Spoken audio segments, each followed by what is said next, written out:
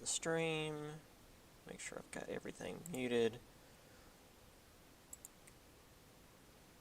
And get this up. Okay, so before we start, as a reminder for any of you that haven't turned it in yet, the paper's due today.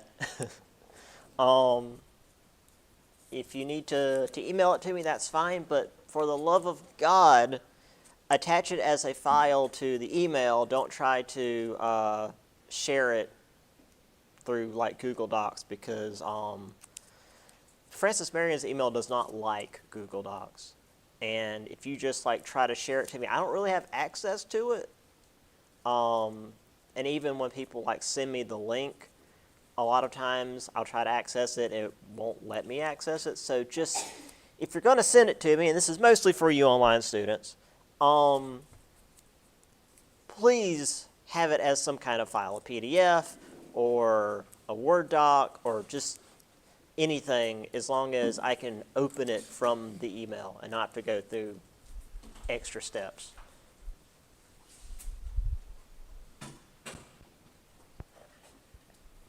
Oh, what's your name? Already got the test. Oh, you already got this. Okay, I want to make sure I hadn't missed you. Sorry.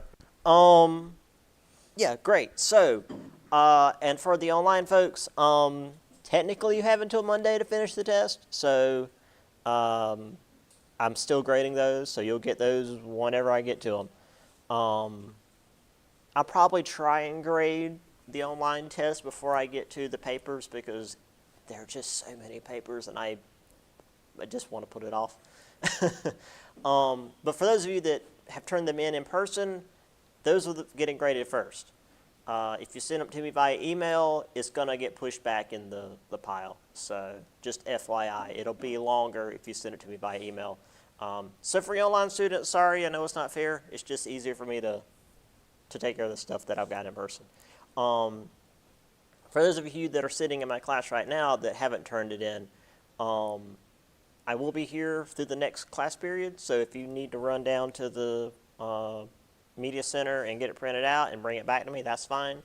If it's just easier for you to send it to me via email, that's also fine. But again, attached as a file, not a shared Google Drive or whatever, because I don't have access to that. Right. Any questions for any of that before we get started? All right. I always make sure to do the test stuff before we start the stream, since a lot of people are still taking their test. All right. I think put everything over there and get it out the way. Yeah, let's get started on Chapter 7, which is the political cultures of this new America. Let's see. As old. 2023, yeah.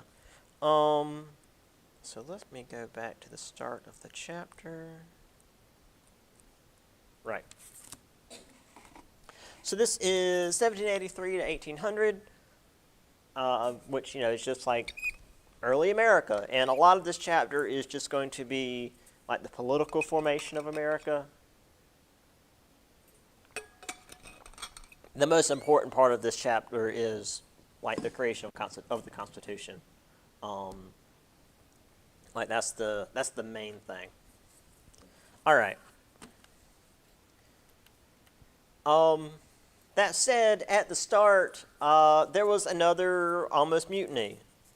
We talked about the regular troops already who nearly mutinied, and Washington went to talk to them and get them to agree to half pay.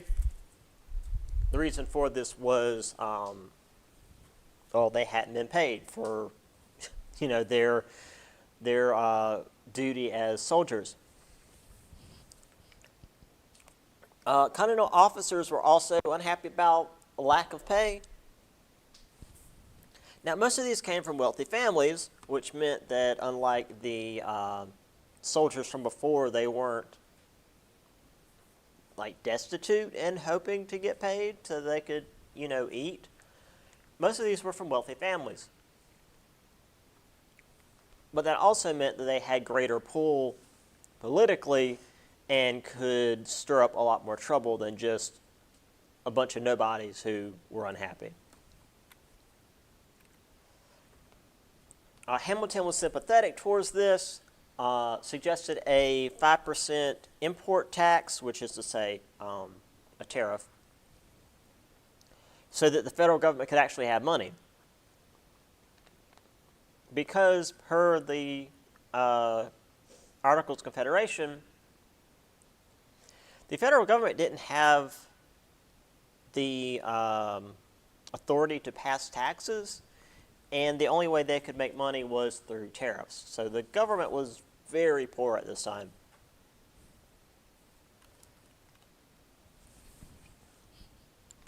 However, Hamilton basically agreeing to what the officers were complaining about caused them to become more emboldened.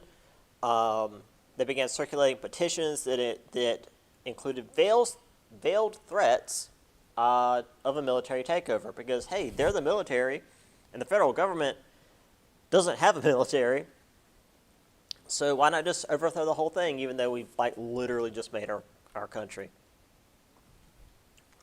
So once again, Washington went to have a chat with them to ask them to not do this, or as the book quotes, to step back from the, quote, infamous position, which is to say, a military coup. Once again, Washington's ability to convince people of his way of things succeeded. They agreed to back down, and Congress promised officers full pay for 5 years, which, if you recall from when we were talking about the regular soldiers who agreed to half pay, once again, if you're already, in a higher class of society, then you're treated better. That's just how things were. I couldn't find Washington going and talking to these guys, so here's an image of him saying farewell to his officers at the end of the war.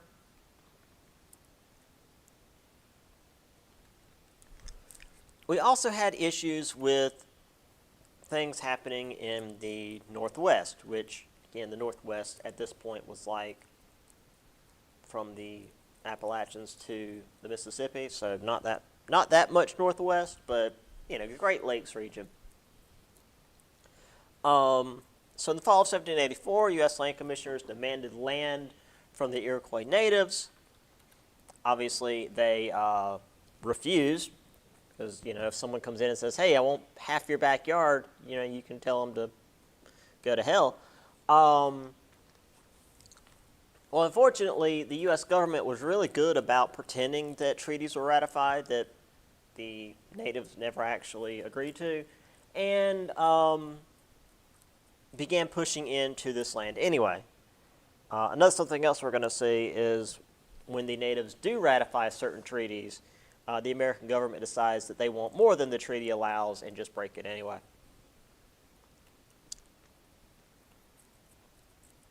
And besides just the natives who have been there since forever, there was also the issue of squatters.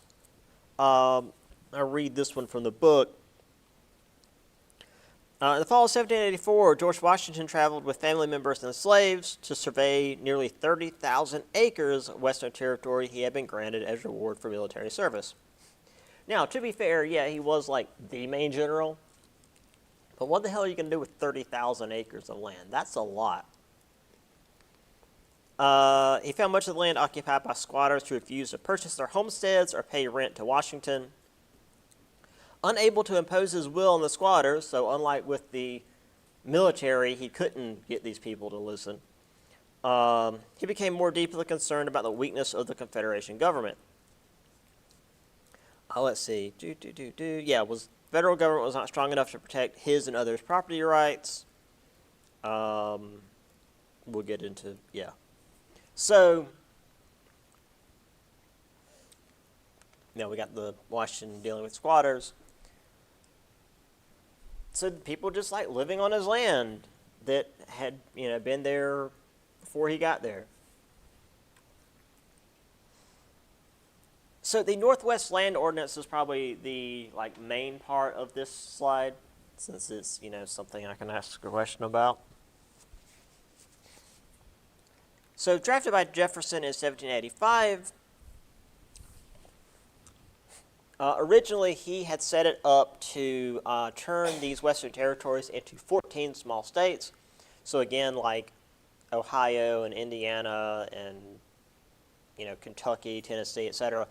This would have been 13 states under his 14 states under his plan, because that meant that each state would have roughly the same level of representation, and since all of these states will be agrarian, which again, if you travel through that region of the country, it is just fields of corn.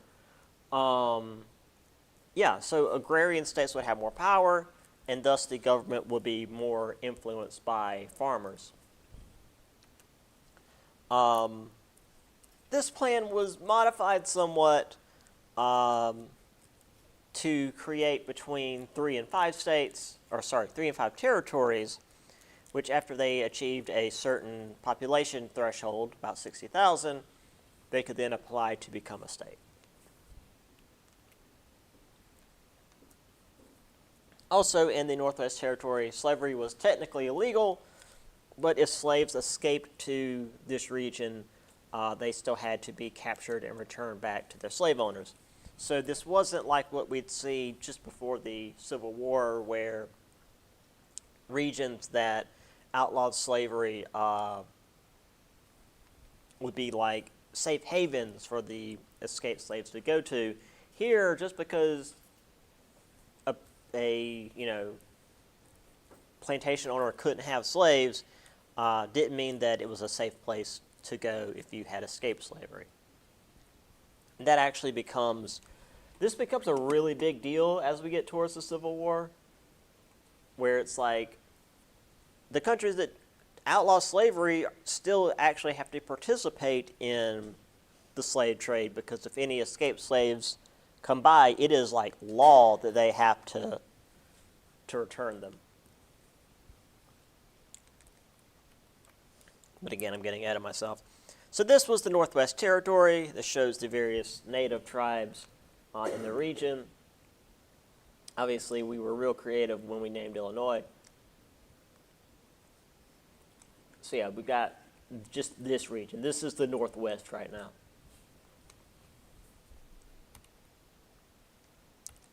Now, I showed you this map before, but it's a little bit better than this one in terms of giving us the overall view.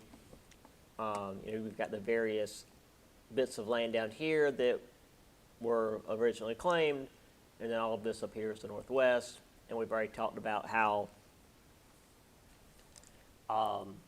certain states, which is to say Maryland, wouldn't agree to the Articles of Confederation until after everyone had relinquished their claims to these territories and for them to be made into their own independent, not states yet, but eventually states.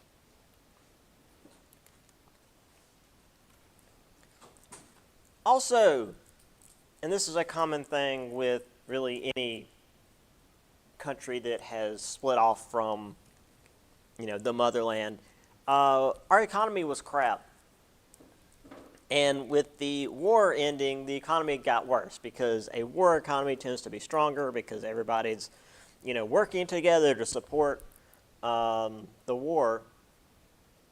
And once that's over, all those war-related jobs go away. This isn't quite what we'd see later with like World War I, where we basically transformed our manufacturing output, and then once the war ended, especially World War II, once that ended, there was like an economic slump. At least until the 50s, when we're just constantly at war, or at least constantly pouring money into the military. There was also the war debt with France and also Holland, because again, we borrowed a bunch of money from them so that we could maintain the revolution.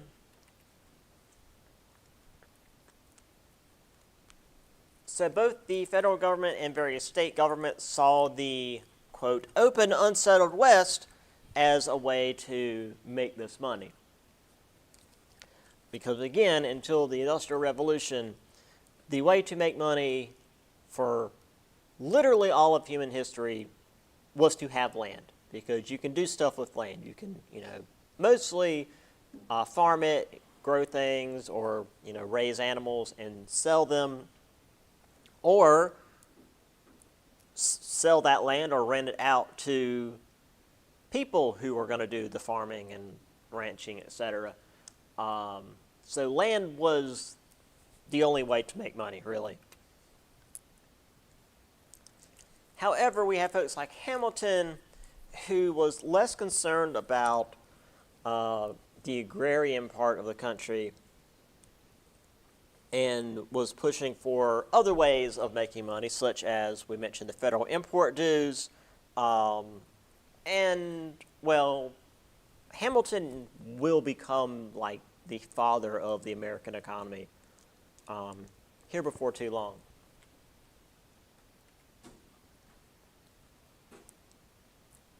States like Massachusetts passed laws where they had to pay with hard currency, which is to say, gold or silver coins as opposed to the paper money, which was causing issue because, well, the folks who had been borrowing the money preferred the paper money because the paper money would depreciate, but technically you still had, say, a $20 bill was technically $20, even if it was worth like 20 cents. But if you have to pay back in gold and silver, as I said again before, a silver coin worth $1 is going to be worth $1 for as long as that silver is worth that. And that tends to not depreciate too bad. Okay, making sure my sound was on.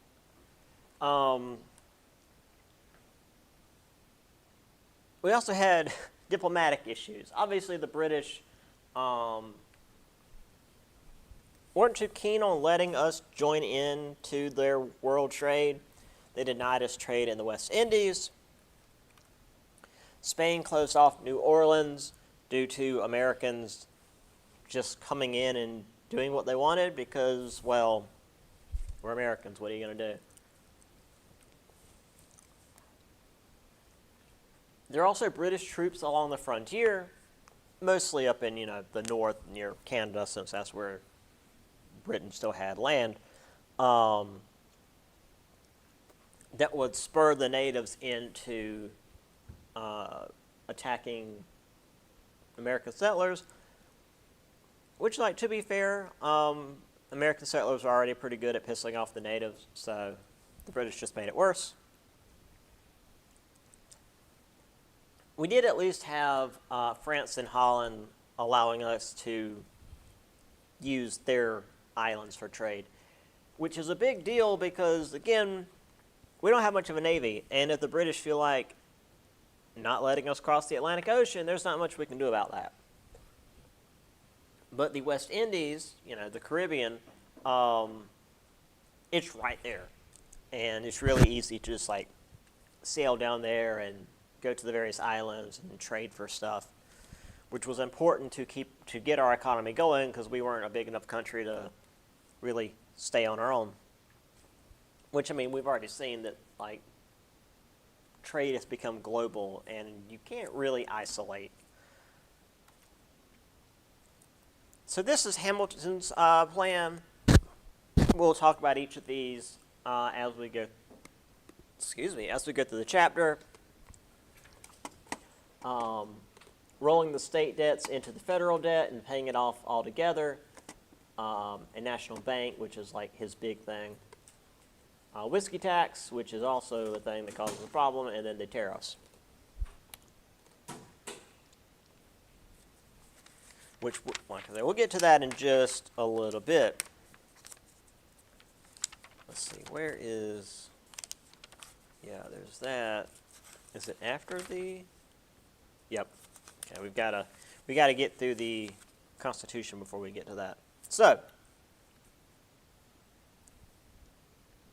Also, something we mentioned last time was that with the independence from Britain, people were no longer like required to go to church, and in fact, the Anglican Church was now no longer supported by the government because, well, the Anglican Church is just another name for the Church of England, and if we're no longer part of England, then obviously we're no longer part of the Church of England. And as I also mentioned, the tithe to the Anglican Church was just another tax. It was just part of being a British citizen. So Thomas Jefferson drafted the Statute of Religious Freedom in 1786, approved by the Virginia Assembly. The book just mentions that it made attendance voluntary. Specifically, it was this requirement that you had religious freedom to do what you wanted with, your religion, but also that the government would not endorse or create a church that you would be compelled to go to. This was an issue in, I think, Connecticut.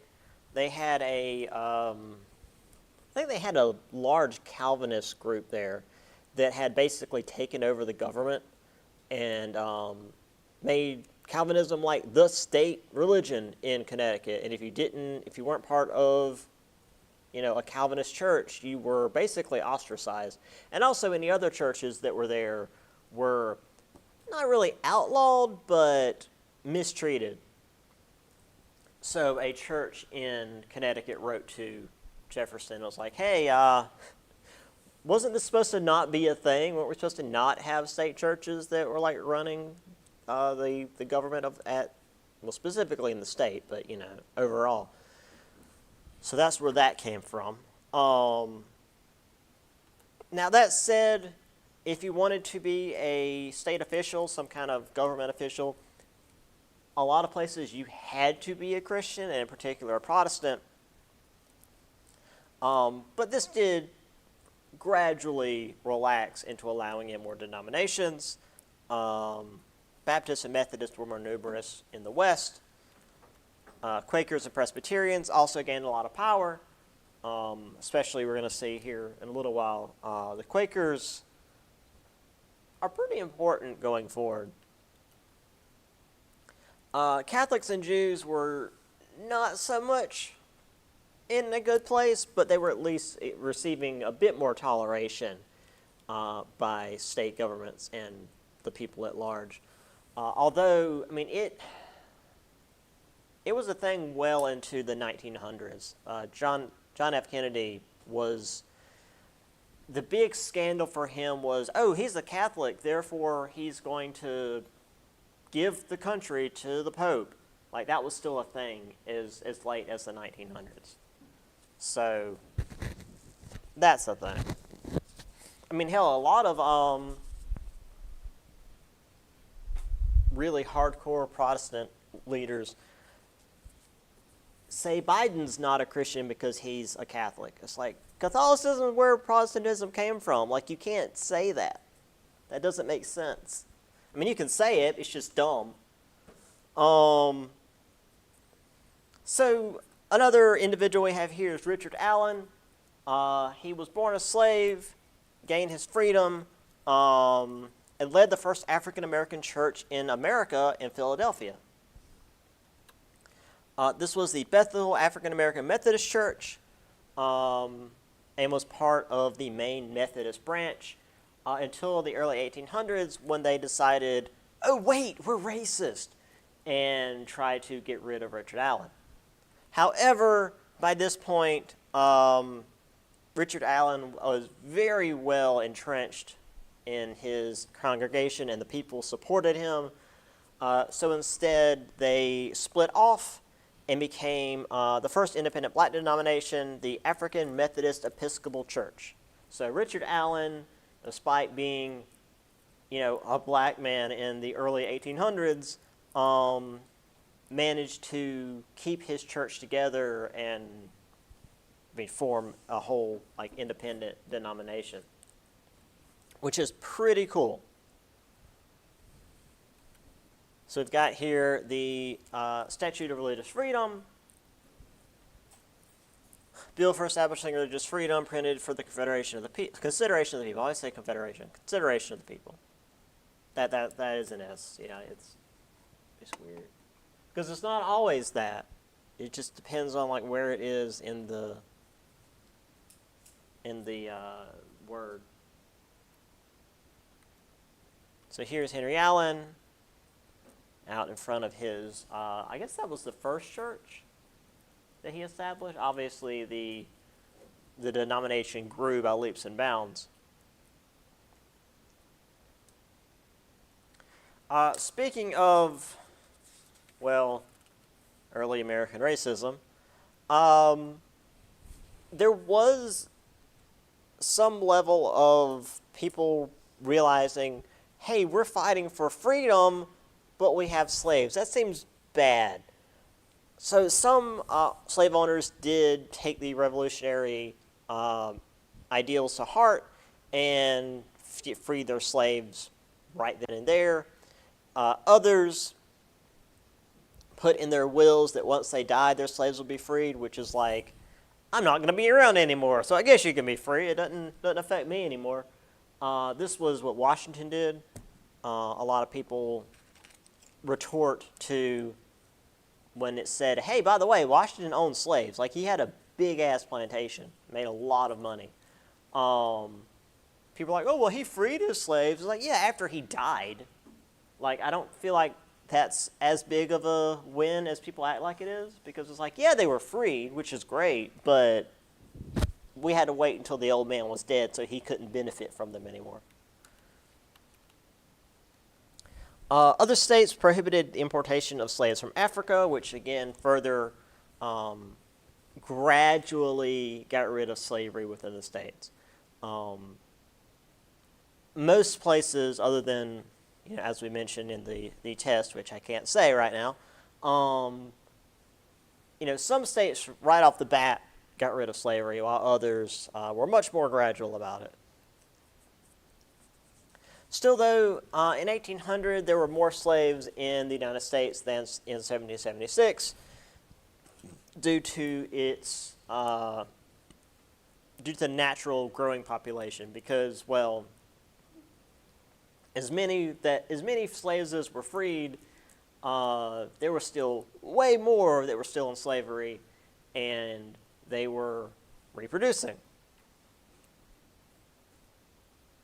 So we, of course, the gradual emancipation laws that I mentioned.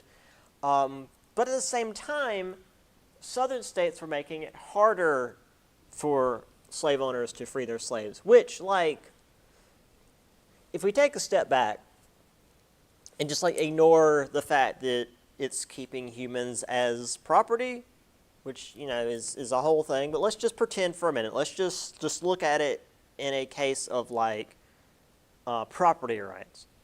This is the state saying that people aren't allowed to get rid of their property if they feel like it, which seems weird. That seems like an overreach of the government. I know why this is a thing, because it wasn't just, oh, this is property and it should be treated as such. These are people that are going to be pissed about being enslaved, and if, like, a bunch of slave owners in the South just decided, you know what, having slaves is bad, let's get rid of, I say get rid of our slaves, that sounds worse. Let's free our slaves. Then there would be a lot of freed blacks in the South, and those that were still enslaved would see this and be like, hey, why are they allowed to be free but not us? We should rise up, because there were a lot more slaves in the South than there were white people.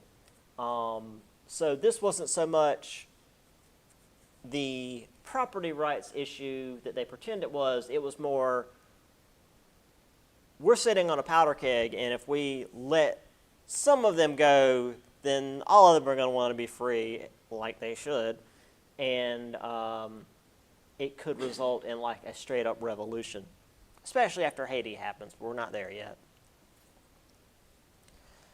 So most of the free black communities were in various seaports, mostly in the north. Philadelphia, New York, Boston, New Bedford, Massachusetts.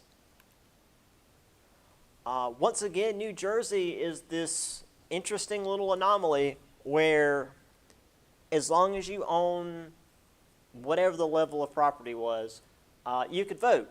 And there was nothing in the language in the New Jersey Constitution about you have to be a man or you specifically have to be a white man. It was just, if you have a certain amount of land, you can vote. Good enough. Because if you have land, you're paying taxes to the government, therefore you should be allowed to vote. Pennsylvania, the Pennsylvania Constitution did not specifically exclude. It was specifically men, but it was at least not specifically white men. Therefore, technically black men could vote in Pennsylvania, but it really depended on who was watching the polls when you got there. If there was someone there that was like, oh, you can't vote because melanin, there wasn't much you could do about it. But technically, and it did happen across Pennsylvania. Technically, black men could vote in Pennsylvania. Obviously, freed black men because slaves, usually couldn't leave their plantations. And then we had the Society of Friends, also known as the Quakers, who were real into emancipation. They wanted emancipation before the war happened, after the war happened, really well up into the Civil War. The Quakers were the ones that were really into this.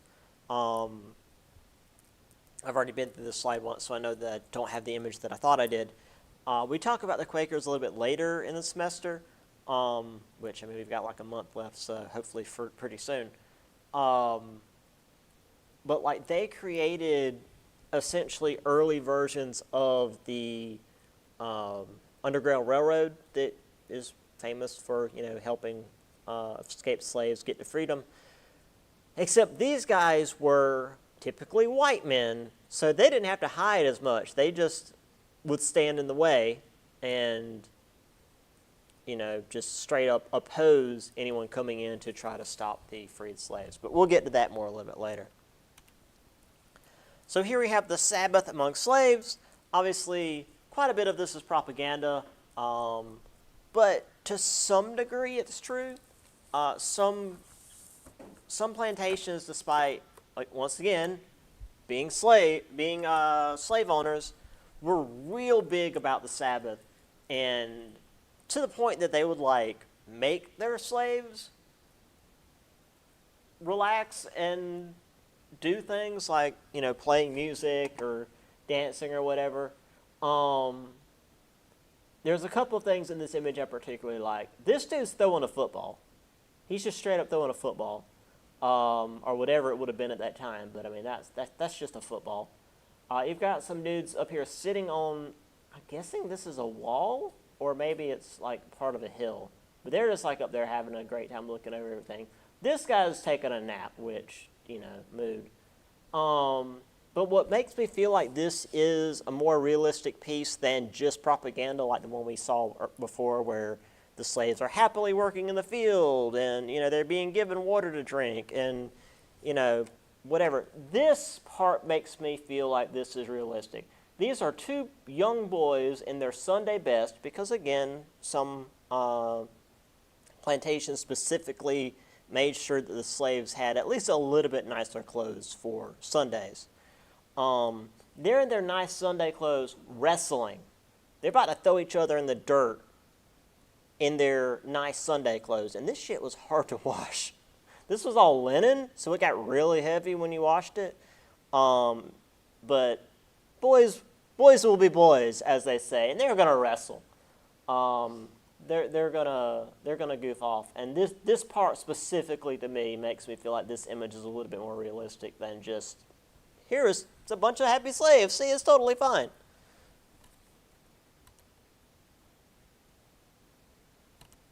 Here's the Quakers. You can tell by the hats. And in particular, now remember, Quakers were pacifists. They refused to join in the war, and if you were a Quaker and you did join in the war, you'd be kicked out.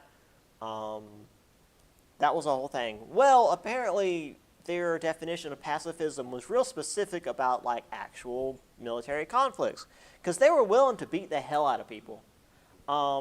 This is a group of, I guess, slave traders that came through town, and the Quakers found out about it, so they like pulled the guys off their wagon, basically tied their hands to the back, pulled their shirts down, and started beating the hell out of them all the way through the town. You don't go through a Quaker town if you're a slave trader,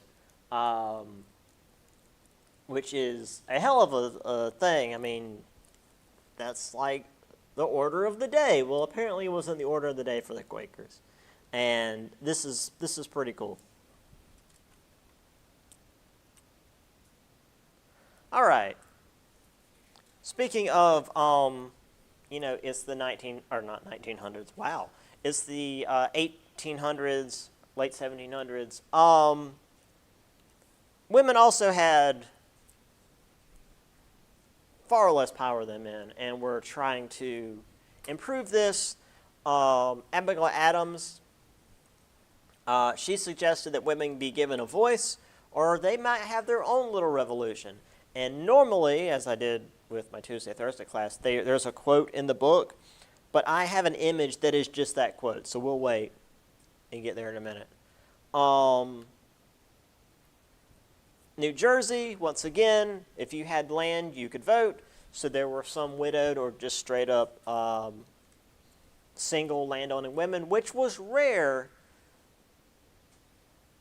but it meant that technically women could vote in New Jersey. For the most part, and this was seen as like the way things should be, women were meant to only shape political decisions by influencing their husbands, sons, brothers, etc. They were to be like a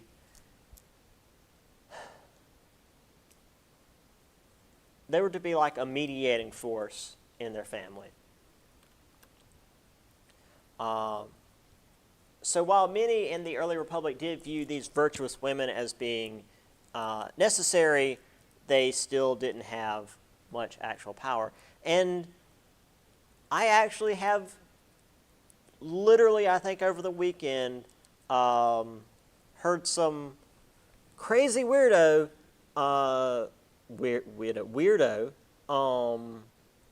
going on about how we actually shouldn't let women vote, because in an ideal society, the husband and the wife would vote the same. So what's the point of giving the wife the right to vote? Just ignore the fact that there's women out there who aren't married, because again they just don't exist to these people. It's wild that things we were arguing about in the 1700s are like coming back.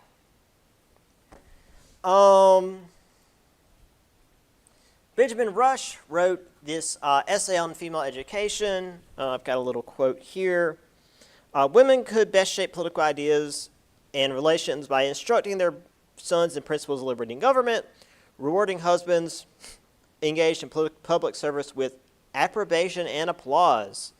To prepare young women for the enhanced domestic role, he suggested educating them in literature, music, composition, geography, history, and bookkeeping. So a bit beyond just like keeping the house and the children, but it was still this idea of you're only supposed to be there to support the people who vote.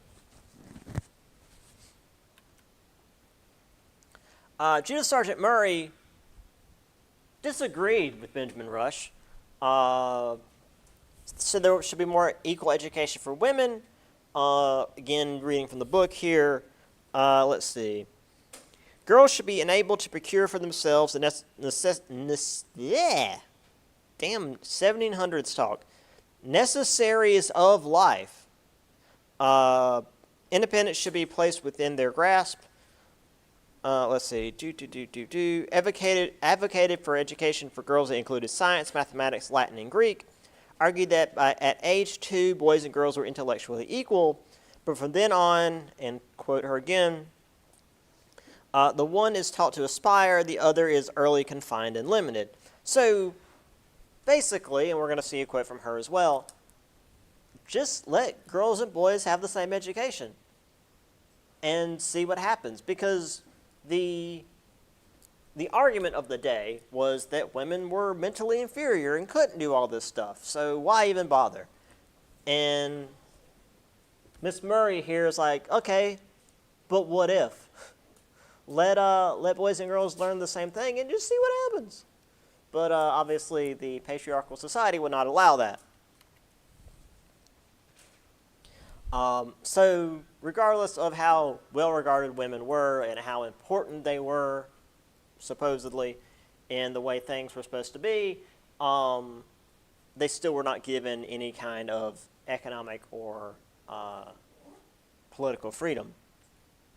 And obviously when it came to African American and Native women, it was far worse because, I mean, obviously the African Americans in general were in a bad place. Natives also not in a great place. In particular with the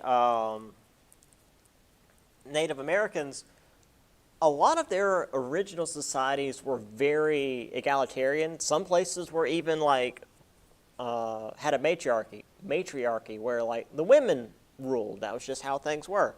But with the coming of the Europeans and this pushing of Western ideals, things changed within Native cultures as well, because a lot of them were trying to emulate the European ways of doing things in the hopes that they will be treated better. Okay, so here's Abigail Adams. If particular care and attention is not paid to the ladies, we are determined to foment a rebellion and will not hold ourselves bound by any laws in which we have no voice or representation. So yeah, like, hey, cool, there's 50% of the population that just has no, well, more than 50% obviously, but 50% of the white population that has no vote, and we were like a big part of your revolution as much as you guys were. Why don't we have any political power? Also, I believe I mentioned this before, but in case I haven't, you may notice that there's like words here that are capitalized that we probably wouldn't capitalize today. This is due to how ideas were looked at in the 1700s.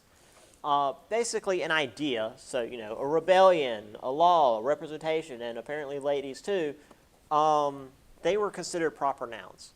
You see a lot of stuff, especially if you're writing on, say, Benjamin Franklin.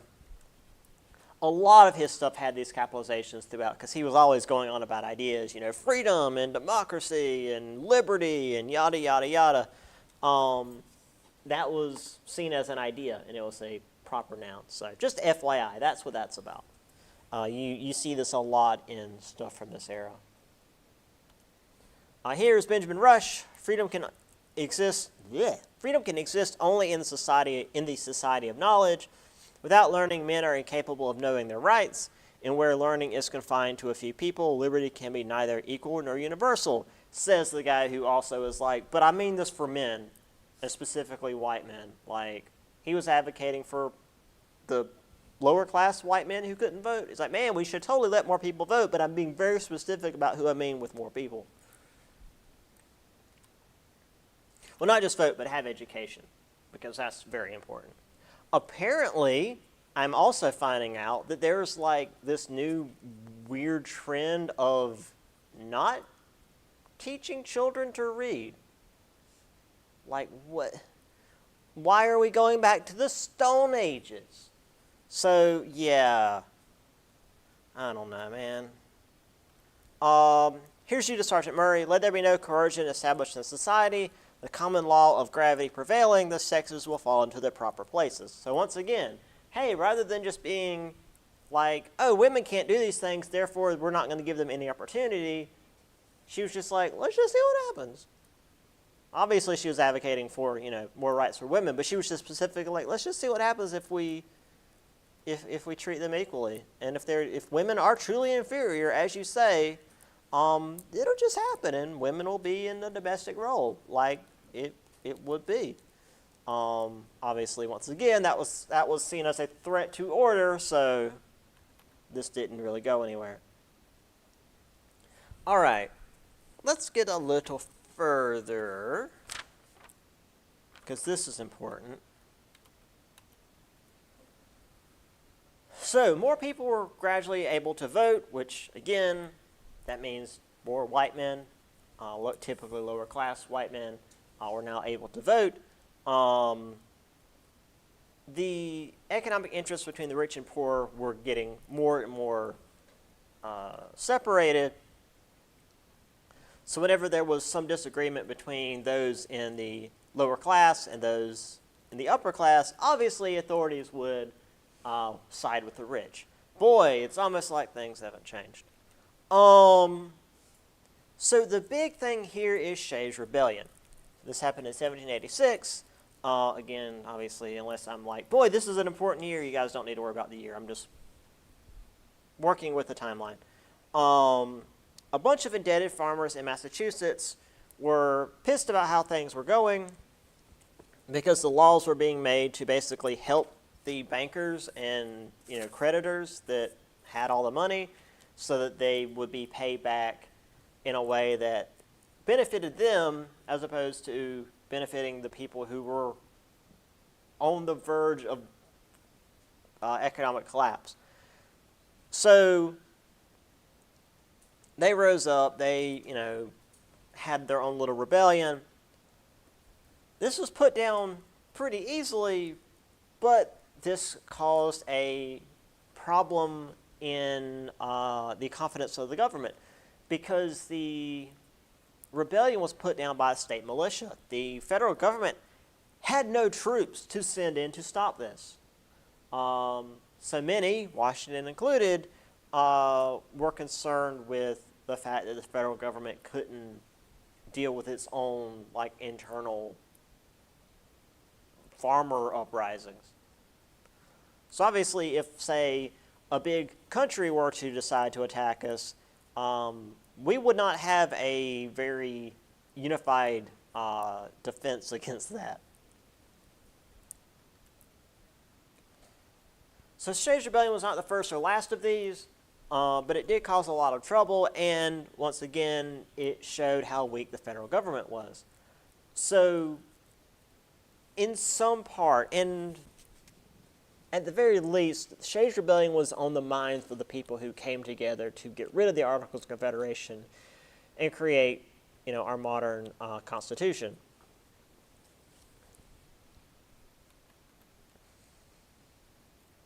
Also, there were issues along the frontier, settlers, dealing with natives, Spanish and English troops, and with no aid from the government, they were, seeing, just like we saw with England before the Revolution, they saw the government as not being there to help them, so they tried to overthrow the government because they just were going to make their own little independent regions. In fact, this is a little bit later we talk about, but the countries in the Midwest, not even Midwest now, just right nearby, I think it was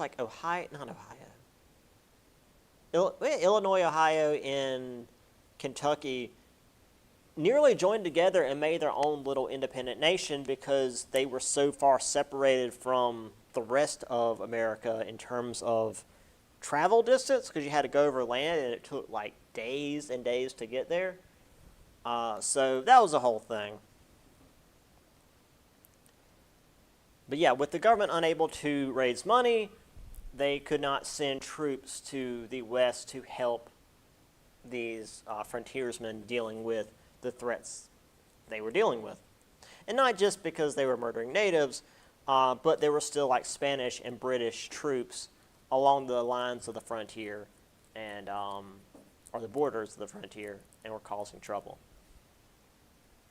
I couldn't find much on Shays' Rebellion in terms of images. Here's some dudes wrestling in the river. Here's Shays Rebellion getting put down because while we didn't have the federal government able to do anything, there was still a state militia, and they were more than happy to come in and put a stop to things. All right, we've got a little bit of time to start the next section before we get into the Constitution proper. So in 1787, delegates came together to figure out what they were going to do with the Articles of Confederation. And since they were all white, educated men of property, which is to say rich men who were controlling the country anyway, they realized that if everyone found out about this convention, that they were going to come together to try to change the government, there would probably be another little rebellion. So they met in secret.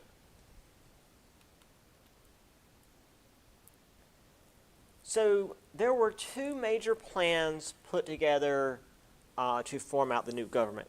We had the Virginia plan, strong central government, 2 houses, and the members were based on the populations of the states.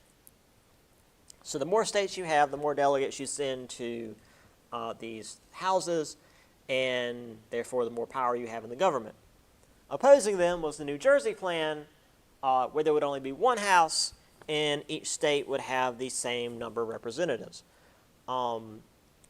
This is what we get with, well, the Senate, where each state has 2 representatives regardless of size. So, you know, a state with, I don't know, how many is in California now? Millions. Have 2 representatives in the Senate, and a state like, I don't know, Montana, that has like 300,000 people across the entire state, also has 2 representatives. Which, you know, on paper it's like, oh, well, each state should have equal representation because they're, you know, their own little governments. But it also means that if your population's really low, your individual vote actually has a lot more power than a state that has a larger population, because they still only get the 2 delegates. So eventually they had a compromise which formed out the modern government. The Senate gave equal representation across each state, so, you know, 2 senators per state. And the House of Representatives was based on population, so depending on the population of the state, you have more representatives because, well, you have more people to represent. I'm trying to remember. There was they called this compromise a specific plan because another state came in and decided, why don't we just do a little bit of both? I think it was Connecticut, but it's not in the book. It was in my notes from like the last time I taught this before I changed books, so it doesn't really matter. There was a compromise they had to do, though, due to these southern states having a ton of slaves. Oh boy, once again.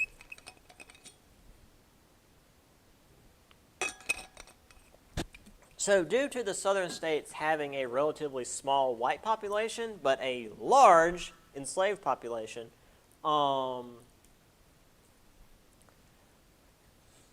they created the 3/5 compromise, where each enslaved person counted as 3/5 of a person for the sake of population and taxation and, you know, voting. Obviously, the enslaved could not vote, and each person being 3/5 sounds really weird, but what it means is that every 5 slaves count as 3 citizens in terms of how populations were set up. I don't know why this was the number they went with. Whatever, it's the 1700s. As we mentioned, slavery was outlawed in the Northwest Territories, but the idea or the issue with importing slaves was tabled because the South was already really hard to get to play nice. And if we decided we're going to outlaw slaves in the Northwest Territory, and also we're not going to import any more from Africa, they wouldn't have voted to agree to this at all. So they tabled importation for 20 years to come back to later, and this being 1787, I feel like it was 1808 is when Britain is just like, hey, we control the ocean and we decide no more international slave trade. So it was decided by not America. Anyway, here is the Constitutional Convention. The Virginia plan, the New Jersey plan, again, 2 houses versus 1 house, representation-based, or population-based, and this is just each state had their own. This was because Virginia had a large population. Virginia was like one of the most heavily populated states in our country at the time, whereas New Jersey, not so much. I mean, also New Jersey is just a lot smaller. Also, they wanted the central government to be more powerful, whereas the New Jersey plan wanted far less power for the central government. And here we have the 3/5 compromise. Again, every 5 slaves would count as, 3 citizens for taxation. And yeah, we'll get into ratification next time, which will not be, by the way, before everybody starts moving around, we have next Monday and Tuesday off, so we'll meet again next Wednesday. So see y'all then.